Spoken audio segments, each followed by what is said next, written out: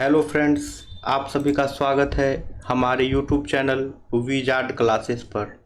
दोस्तों, ये क्लास जो है बीपीएससी टीचर के लिए जीके जीएस का क्लास है। ठीक है, तो आज के सेशन का पहला क्वेश्चन है, किस गवर्नर जनरल पर जो है महाभियोग चलाया गया था।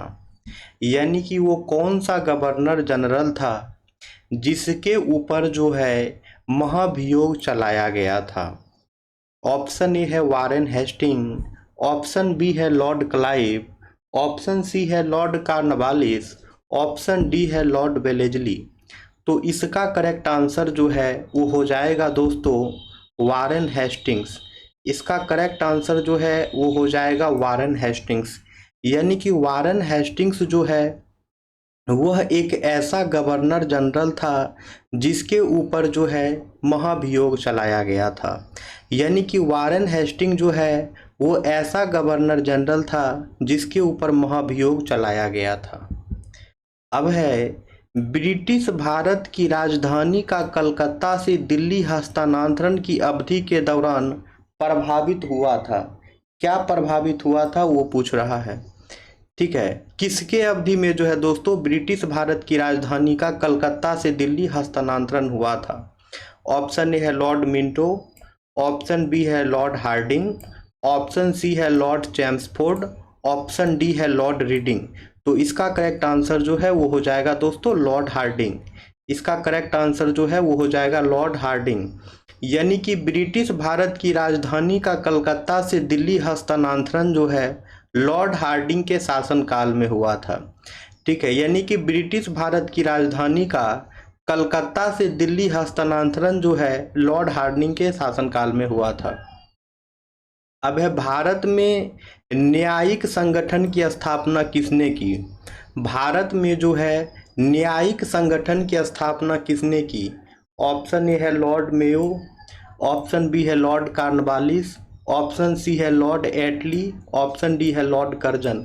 तो इसका करेक्ट आंसर जो है वो हो जाएगा लॉर्ड कार्नवालिस। इसका करेक्ट आंसर जो है वो हो जाएगा लॉर्ड कार्नवालिस। यानी कि भारत में न्यायिक संगठन की स्थापना जो है लॉर्ड कार्नवालिस ने की थी।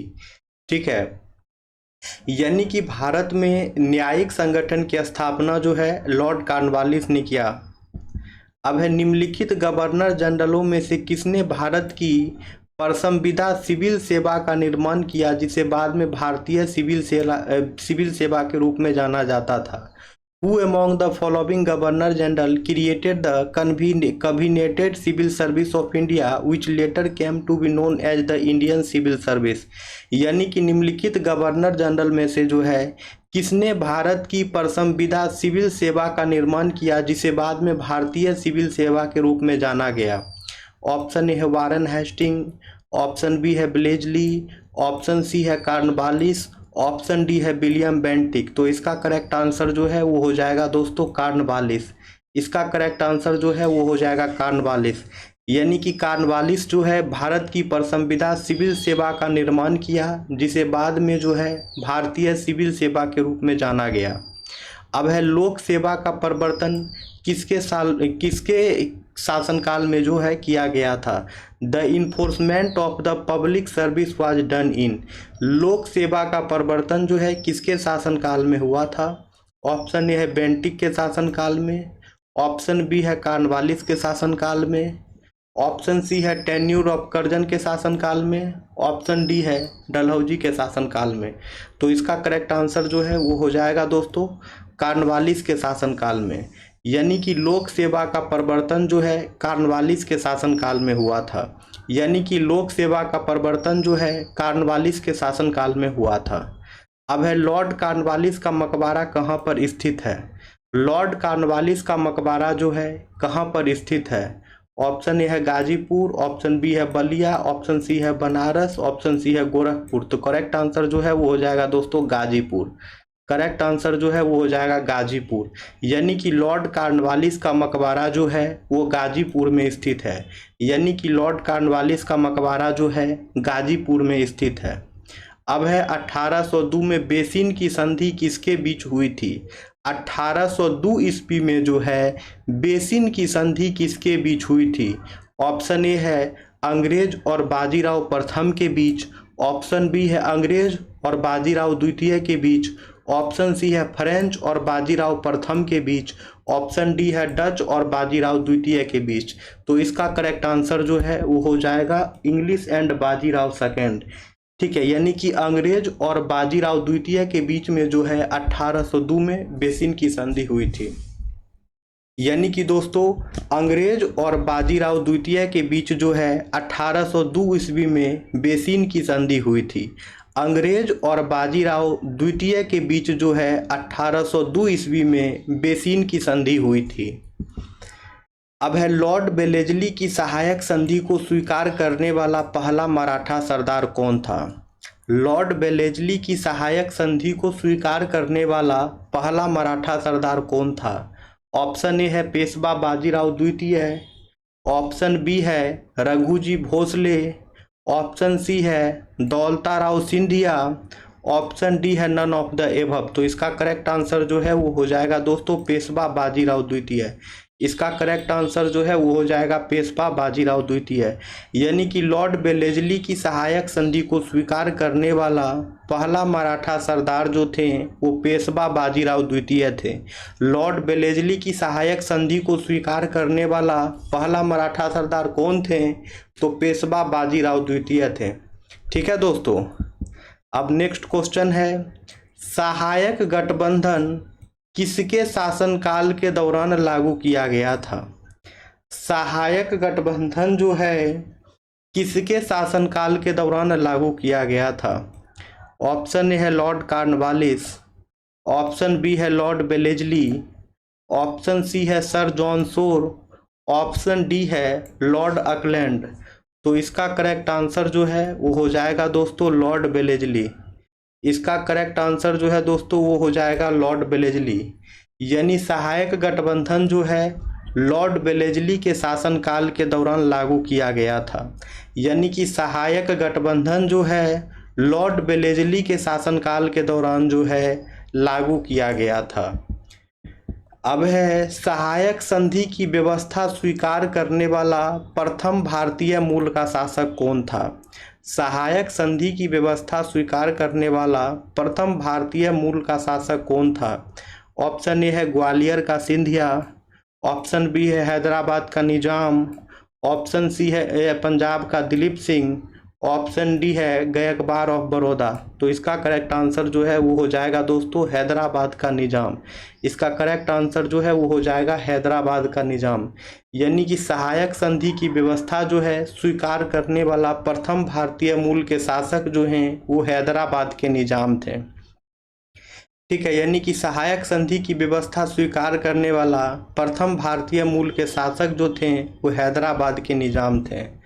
अब है सहायक गठबंधन को किसके द्वारा स्वीकार नहीं किया गया था? सहायक गठबंधन को जो है किसके द्वारा स्वीकार नहीं किया गया था? ऑप्शन ए हैदराबाद का निजाम, ऑप्शन बी है इंदौर का होलकर राज्य, ऑप्शन सी है जोधपुर का राजपूत राज्य, ऑप्शन डी है मैसूर के शासक। तो इसका करेक्ट आंसर जो है वो हो जाएगा इंदौर का होलकर राज्य। इसका करेक्ट आंसर जो है वो हो जाएगा इंदौर का होलकर राज्य। यानी कि सहायक गठबंधन को जो है इंदौर का जो होलकर राज्य था उसके द्वारा स्वीकार नहीं किया गया था। यानी कि सहायक गठबंधन को जो है इंदौर का होलकर राज्य के द्वारा जो है स्वीकार नहीं किया गया था। ठीक है फ्रेंड्स, नेक्स्ट क्वेश्चन है भारतीय राज्यों पर ब्रिटिश सत्ता स्थापित करने के लिए प्रशासन में सहायक गठबंधन प्रणाली की शुरुआत किसने की? ठीक है, भारतीय राज्यों पर जो है ब्रिटिश सत्ता हस्तांतरित करने के लिए प्रशासन में सहायक गठबंधन प्रणाली की शुरुआत जो है किसने की? ऑप्शन ए है वारेन हेस्टिंग, ऑप्शन बी है लॉर्ड बेलेजली, ऑप्शन सी है लॉर्ड कॉर्नवालिस, ऑप्शन डी है लॉर्ड डलहौजी। तो इसका करेक्ट आंसर जो है वो हो जाएगा लॉर्ड बेलेजली। इसका करेक्ट आंसर जो है वो हो जाएगा लॉर्ड बेलेजली। यानी कि भारतीय राज्यों पर जो है ब्रिटिश सत्ता स्थापित करने के लिए प्रशासन में सहायक गठबंधन प्रणाली जो है लॉर्ड बेलेजली के द्वारा लाया गया था। भारतीय राज्यों पर ब्रिटिश सत्ता स्थापित करने के लिए जो है प्रशासन में सहायक गठबंधन की प्रणाली जो है वो लॉर्ड वेलेस्ली के द्वारा शुरुआत की गई थी। अब है ईस्ट इंडिया कंपनी का राजपूत राज्यों में सहायक गठबंधन बनाने का मुख्य उद्देश्य क्या था? The main aim of East India Company to make subsidiary alliance in Rajput state was, यानी कि ईस्ट इंडिया कंपनी का राजपूत राज्यों में सहायक गठबंधन बनाने का मुख्य उद्देश्य क्या था? ऑप्शन ए है दुश्मनों के खिलाफ सैन्य समर्थन प्राप्त करना। ऑप्शन बी है मराठा पिंडारी आक्रमण से इन राज्यों की रक्षा करना। ऑप्शन सी है खिराज के रूप में धन प्राप्त करना। ऑप्शन डी है अंग्रेजों की संप्रभुता स्थापित करना। तो इसका करेक्ट आंसर जो है वो हो जाएगा अंग्रेजों की संप्रभुता स्थापित करना। यानी ईस्ट इंडिया कंपनी का राजपूत राज्यों में सहायक गठबंधन बनाने का मुख्य उद्देश्य जो था अंग्रेजों की संप्रभुता स्थापित करना। ठीक है, यानी कि ईस्ट इंडिया कंपनी का राजपूत राज्यों में सहायक गठबंधन बनाने का मुख्य उद्देश्य जो था वो था अंग्रेजों की संप्रभुता स्थापित करना। नेक्स्ट क्वेश्चन है, उस समय जब यूरोप में नेपोलियन की ताकत के सामने साम्राज्य ढह रहे थे, निम्नलिखित में से किस गवर्नर जनरल ने भारत में ब्रिटिश ध्वज को ऊंचा रखा? उस समय जब यूरोप में नेपोलियन की ताकत के सामने साम्राज्य ढह रहे थे तो निम्नलिखित में से किस गवर्नर जनरल ने भारत में ब्रिटिश ध्वज को ऊंचा रखा? ऑप्शन ए है लॉर्ड डलहौजी, ऑप्शन बी है लॉर्ड कॉर्नवालिस, ऑप्शन सी है लॉर्ड वेलेस्ली, ऑप्शन डी है लॉर्ड हेस्टिंग। तो इसका करेक्ट आंसर जो है वो हो जाएगा लॉर्ड वेलेस्ली। इसका करेक्ट आंसर जो है वो हो जाएगा लॉर्ड वेलेस्ली। यानी कि उस समय जब यूरोप में नेपोलियन की ताकत के सामने साम्राज्य ढह रहे थे तो लॉर्ड वेलेस्ली ने भारत में ब्रिटिश ध्वज को ऊंचा रखा। ठीक है, उस समय जब यूरोप में नेपोलियन की ताकत के सामने साम्राज्य ढह रहे थे तो लॉर्ड वेलेस्ली जो है भारत में ब्रिटिश ध्वज को जो है ऊंचा रखा था। अब है वेल्लोर का विद्रोह किस गवर्नर के शासनकाल में हुआ था? वेल्लोर का विद्रोह जो है किस गवर्नर के शासनकाल में हुआ था? ऑप्शन ए है वेलेस्ली, ऑप्शन बी है लॉर्ड मिंटो, ऑप्शन सी है लॉर्ड कॉर्नवालिस, ऑप्शन डी है सर जॉर्ज बार्लो। तो इसका करेक्ट आंसर जो है वो हो जाएगा दोस्तों सर जॉर्ज बार्लो। इसका करेक्ट आंसर जो है वो हो जाएगा दोस्तों सर जॉर्ज बार्लो। यानी कि वेल्लोर का विद्रोह जो है सर जॉर्ज बार्लो के शासनकाल में हुआ था। यानी कि वेल्लोर का विद्रोह जो है सर जॉर्ज बार्लो के शासनकाल में हुआ था। अब है आंग्ल नेपाल युद्ध किसके शासनकाल के दौरान हुआ था? आंग्ल नेपाल युद्ध जो है किसके शासनकाल के दौरान हुआ था? आंग्ल नेपाल युद्ध जो है किसके शासनकाल के दौरान हुआ था? ऑप्शन ए है लॉर्ड कॉर्नवालिस, ऑप्शन बी है लॉर्ड हेस्टिंग, ऑप्शन सी है लॉर्ड वेलेस्ली, ऑप्शन डी है वारेन हेस्टिंग। तो इसका करेक्ट आंसर जो है वो हो जाएगा लॉर्ड हेस्टिंग्स। इसका करेक्ट आंसर जो है वो हो जाएगा लॉर्ड हेस्टिंग्स। यानी कि आंग्ल नेपाल युद्ध जो है लॉर्ड हेस्टिंग्स के शासनकाल के दौरान हुआ था। आंग्ल नेपाल युद्ध जो है लॉर्ड हेस्टिंग्स के शासनकाल के दौरान जो है हुआ था। अब आइए ज्योग्राफी का क्वेश्चन हम लोग करेंगे और ये ज्योग्राफी जो है बीपीएससी टीआरई एग्जाम में पूछा गया प्रीवियस ईयर क्वेश्चन है। ठीक है, तो डेली 20 क्वेश्चन जो है अब प्रीवियस ईयर क्वेश्चन भी किया जाएगा जीके जीएस के क्लास में। ठीक है, ताकि प्रीवियस ईयर क्वेश्चन भी आपका रिवीजन होते रहे। पहला क्वेश्चन है आज इसका ज्योग्राफी का, mulching of the soil is associated with, यानी कि मृदा मल्चिंग किससे संबंधित है? मिट्टी का मल्चिंग जो है वो किससे संबंधित है वो पूछ रहा है। तो इसका करेक्ट आंसर जो है वो हो जाएगा मिट्टी की उर्वरता और स्वास्थ्य में सुधार करने के लिए। मृदा मल्चिंग जो है वो मिट्टी की उर्वरता और स्वास्थ्य में सुधार करने के लिए है। ठीक है, कंजर्वेशन ऑफ सॉइल मॉइस्चर। अच्छा, यहाँ तो सी लग रहा है मिट्टी की। अच्छा, देख लीजिएगा यहाँ पे इसका क्या आंसर होगा। मेरे ख्याल से बी होगा। अब है गंगा का मैदान किस प्रकार की मिट्टी से भरा है?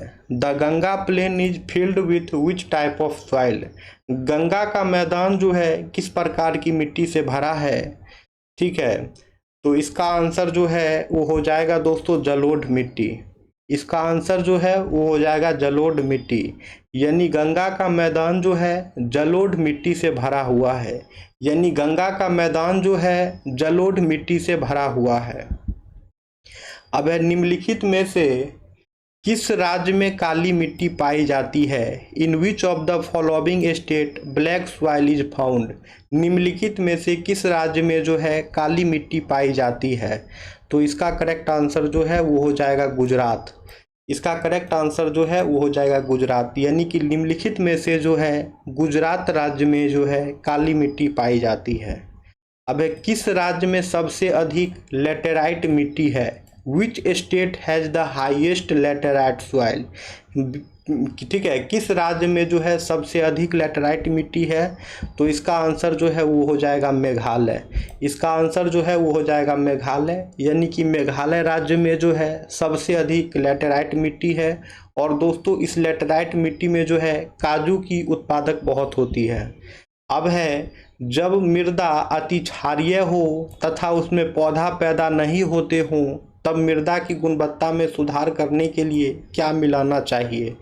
When the soil is hyper alkaline and plants do not grow in it, then what should be added to improve the quality of soil? तो ये हो जाएगा कार्बनिक पदार्थ, यानी कि ऑर्गेनिक मैटर। यानी कि जब मृदा जो है अति क्षारीय हो और उसमें पौधा पैदा नहीं होते हों तब जो है मृदा की गुणवत्ता में सुधार के लिए जो है उसमें कार्बनिक पदार्थ यानी कि ऑर्गेनिक मैटर जो है मिलाना पड़ता है। जब मृदा जो है अति क्षारीय हो और उसमें पौधा पैदा नहीं होते हों तब जो है मृदा की गुणवत्ता में सुधार करने के लिए जो है उसमें कार्बनिक पदार्थ यानी कि ऑर्गेनिक मैटर जो है मिलाना चाहिए। अब है भारत में सबसे बड़ी सिंचाई नहर का नाम क्या है? What is the name of the largest irrigation canal in India? Bharat में सबसे बड़ी सिंचाई नहर का नाम क्या है? तो ये हो जाएगा इंदिरा गांधी कैनाल, इंदिरा गांधी नहर। भारत में सबसे बड़ी सिंचाई नहर जो है वो इंदिरा गांधी नहर है। भारत में सबसे बड़ी सिंचाई नहर जो है इंदिरा गांधी नहर है। अब है निम्नलिखित में से कौन सी भारत की सबसे लंबी नहर कहलाती है? तो भारत की जो सबसे लंबी नहर कहलाती है वो है इंदिरा गांधी नहर। इंदिरा गांधी नहर जो है वो भारत की सबसे लंबी नहर कहलाती है। इंदिरा गांधी नहर जो है भारत की सबसे लंबी नहर कहलाती है। अब है भारत में पानी का सबसे अधिक उपयोग किस उद्देश्य के लिए किया जाता है? For watt purpose is water used the most in India? Bharat में जो है पानी का सबसे अधिक उपयोग किस उद्देश्य के लिए किया जाता है? तो ये हो जाएगा दोस्तों सिंचाई के लिए यानी कि इरिगेशन के लिए। भारत में पानी का सबसे अधिक उपयोग जो है सिंचाई के लिए किया जाता है यानी कि इरिगेशन के लिए किया जाता है। अब है टेहरी बांध परियोजना किससे संबंधित है? टेहरी बांध परियोजना जो है किससे संबंधित है? तो ये जो है संभववादी विचारधारा से संबंधित है। ठीक है, पॉसिबिलिस्ट आइडियोलॉजी से जो है ये संबंधित है। टेहरी बांध परियोजना जो है संभववादी विचारधारा से संबंधित है। टेहरी बांध परियोजना जो है संभववादी विचारधारा से जो है संबंधित है। अब है निम्नलिखित में से कौन सी पारंपरिक सिंचाई पद्धति नहीं है? निम्नलिखित में से जो है कौन सी जो है पारंपरिक सिंचाई पद्धति नहीं है? तो ये हो जाएगा दोस्तों ड्रिप प्रणाली। ड्रिप प्रणाली जो है पारंपरिक सिंचाई पद्धति नहीं है। ड्रिप प्रणाली जो है पारंपरिक सिंचाई पद्धति नहीं है। अब है दामोदर घाटी परियोजना किस राज्य में स्थित है? दामोदर घाटी परियोजना जो है किस राज्य में स्थित है? तो ये जो है हो जाएगा दोस्तों झारखंड और पश्चिम बंगाल। झारखंड और पश्चिम बंगाल में जो है दामोदर घाटी परियोजना स्थित है। झारखंड और पश्चिम बंगाल में जो है दामोदर घाटी परियोजना स्थित है। अब है 1954 में किन दो देशों के बीच कोसी सिंचाई एवं जल विद्युत परियोजना समझौता हस्ताक्षरित हुआ था? 1954 में किन दो देशों के बीच जो है कोसी सिंचाई एवं जल विद्युत परियोजना समझौता पर जो है हस्ताक्षरित हुए थे, तो वो है भारत और नेपाल। 1954 में जो है भारत और नेपाल के बीच कोसी सिंचाई एवं जल विद्युत परियोजना समझौता पर जो है हस्ताक्षर हुए थे। 1954 में जो है भारत और नेपाल के बीच जो है कोसी सिंचाई एवं जल विद्युत परियोजना समझौता पर जो है हस्ताक्षर हुए थे। अब है निम्नलिखित में से कौन सा बांध जो है महानदी पर स्थित है। निम्नलिखित में कौन सा बांध जो है महानदी पर स्थित है, तो इसका आंसर जो है वो हो जाएगा हीराकुंड बांध और दुधवा बांध। हीराकुंड बांध और दुधवा बांध जो है दोस्तों महानदी पर स्थित है। हीराकुंड बांध और दुधवा बांध जो है महानदी पर स्थित है। अब झारखंड में घाटशिला किस खनिज के लिए प्रसिद्ध है। झारखंड में जो है घाटशिला वो किस खनिज के लिए प्रसिद्ध है, तो ये हो जाएगा तांबा। ये हो जाएगा तांबा, यानी कि झारखंड में जो घाटशिला प्रसिद्ध है दोस्तों वो तांबा खनिज के लिए प्रसिद्ध है। झारखंड में जो घाटशिला प्रसिद्ध है वो तांबा खनिज के लिए प्रसिद्ध है। अब है मैंगनीज का उपयोग निम्नलिखित में से किसके विनिर्माण में किया जाता है। मैंगनीज का उपयोग जो है निम्नलिखित में से किसके विनिर्माण में किया जा सकता है, तो ये हो जाएगा दोस्तों 1, 2, 3, यानी कीटनाशक, पेंट, ब्लीचिंग पाउडर।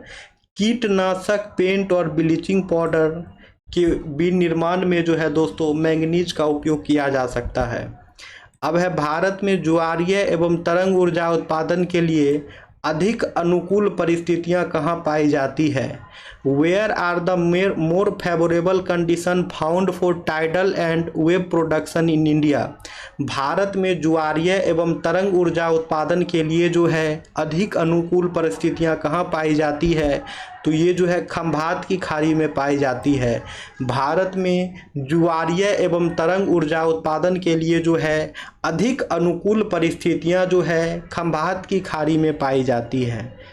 अब है निम्नलिखित में से कौन सा ऊर्जा का पारंपरिक स्रोत नहीं है। विच of the following is not a conventional source of energy. निम्नलिखित में से कौन सा जो है ऊर्जा का पारंपरिक स्रोत नहीं है, तो ये हो जाएगा दोस्तों विंड एनर्जी, यानी कि पवन ऊर्जा। विंड एनर्जी यानी कि पवन ऊर्जा जो है ऊर्जा का पारंपरिक स्रोत नहीं है। अब है मोनाजाइट रेत में निम्नलिखित में से कौन सा खनिज पाया जाता है। विच of the following mineral is found in monazite sand. Monazite रेत में निम्नलिखित में से कौन सा खनिज पाया जाता है, तो ये हो जाएगा थोरियम। ये हो जाएगा थोरियम, यानी कि मोनाजाइट रेत में जो है थोरियम पाया जाता है, यानी कि मोनाजाइट रेत में जो है थोरियम पाया जाता है। अब है भारत के निम्नलिखित थर्मल पावर प्रोजेक्ट को पूर्व से पश्चिम की दिशा में व्यवस्थित कीजिए, तो इसमें जो है सबसे पहले नामरूप होगा, फिर ओबरा होगा, पारीछा होगा और कोटा होगा। सबसे पहले जो है नामरूप होगा, फिर ओबरा होगा, फिर पारीछा होगा और फिर जो है कोटा होगा। अब है भारत का पहला शुद्ध हरित हाइड्रोजन संयंत्र किस राज्य में शुरू किया गया है। भारत का पहला शुद्ध हरित हाइड्रोजन संयंत्र जो है किस राज्य में शुरू किया गया है, तो ये क्वेश्चन जो है आप लोगों का होमवर्क रहा। इसका आंसर आप लोग कमेंट सेक्शन में कमेंट्स करेंगे। और अब जो है हम कल की क्लासेस में मिलते हैं दोस्तों। ये सेशन डेली हमारे यूट्यूब चैनल पे 1 बजे जो है अपलोड हो जाया करता है, ठीक है, तो आप लोग वहाँ से इस वीडियो को देख सकते हैं। फिर मिलते हैं दोस्तों कल की क्लासेस में। Thank you friends, thank you everyone.